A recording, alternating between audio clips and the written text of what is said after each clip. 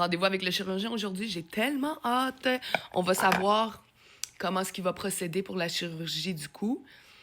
On va savoir les prix.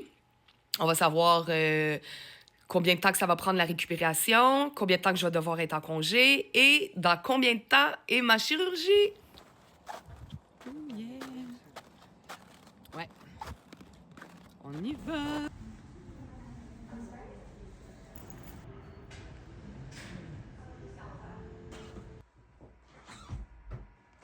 Au niveau du gras, OK. il y a le gras qui est juste subcutané, puis il y a le gras qui est en dessous le muscle. OK. OK? Ça peut faire comme ça. Ouais. Yeah. So, il faut enlever ça aussi. OK. Puis parce que il y a deux choses, il y a le gras puis la peau. OK. L'accès. Puis avec le lifting, ça fait des incisions ici, en arrière, puis en bas comme ça. OK. Juste au haut de la hairline. OK. Puis d'habitude, ça cache bien. OK. Mais c'est juste qu'il va y avoir une cicatrice là-bas. OK, bon, ça. Ouais. Ouais. So, c'est vraiment, comme je pensais, une meilleure option. Mais c'est sûr que prenez ça tranquille 6 semaines. OK. Les deux vont apporter un banc de compression de votre cou pour minimum, je dirais, de 4 semaines. 4 semaines. Ouais, 4 semaines pour vraiment aider avec l'enflure, aider avec la guérison. OK. Bon, fait que je viens d'arriver à la maison.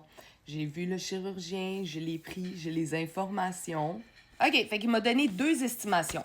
Un pour le lift du cou. Dans le fond, il va faire...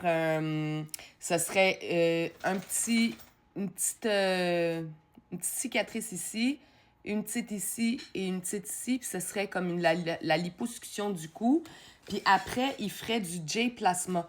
J'ai aucune idée c'est quoi, mais c'est moins invasif que le lifting du cou au complet.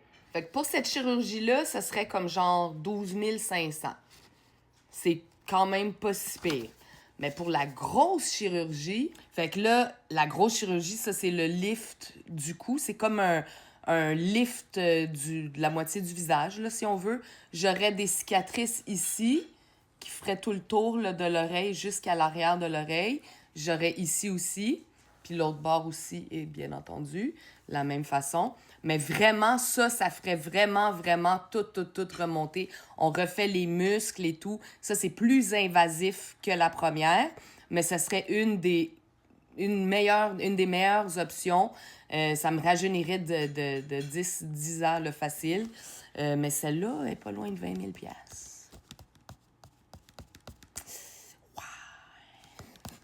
Ça fait mal.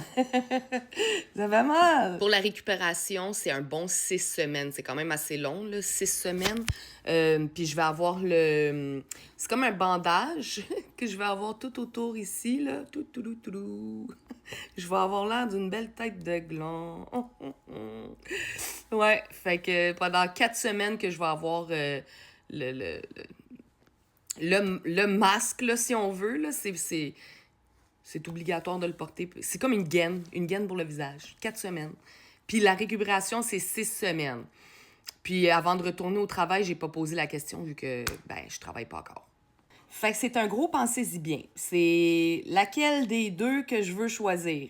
C'est sûr que je veux quelque chose que je vais pouvoir avoir sur le long terme. Fait que sur le long terme, ce serait la deuxième option.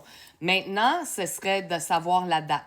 Fait que pour la date, ils m'ont dit qu'il n'y avait rien de dispo avant le 3 juillet. Donc, si je prends la plus petite chirurgie, la première option, si je prends celle-là, elle aurait au mois de juin. Sinon, ce serait au mois de juillet, début juillet. Fait qu'il reste à voir.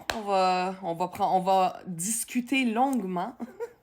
On va faire une grosse discussion à savoir. Je dire, faut pas oublier, arrêter la cigarette 6 semaines avant, 6 semaines après, parce qu'ils vont vous tester le matin de la chirurgie. Si vous avez de la nicotine ou si vous avez du cannabis dans le système ou de l'alcool ou peu importe, ils vont le savoir, puis ils vont être obligés d'annuler la chirurgie. Puis regardez les délais qu'on a, là, c'est très long pour avoir un rendez-vous pour une chirurgie. Et toutes sortes de nicotine, là, quand je dis toutes sortes de nicotine, que ce soit la gomme, que ce soit la vape, que ce soit la patch, que ce soit peu importe, c'est toute source de nicotine. Faut pas qu'il y en ait dans le corps 6 semaines avant, 6 semaines après. Fait que c'est pour ça qu'il faut être prêt en motadine pour la vouloir, cette chirurgie-là. Si vous étiez moi, quelle option vous prendriez? La première ou la deuxième? Je sais pas. Je suis tellement en questionnement depuis que je suis sortie de là. Je pensais sortir de là, puis je pensais avoir toutes les réponses à mes questions. Mais là, on dirait que j'en ai encore plus. Je sais pas si c'est normal. Je suis-tu normale? J'ai plus de questions. En tout cas, n'oubliez pas de vous abonner pour la suite. À la prochaine!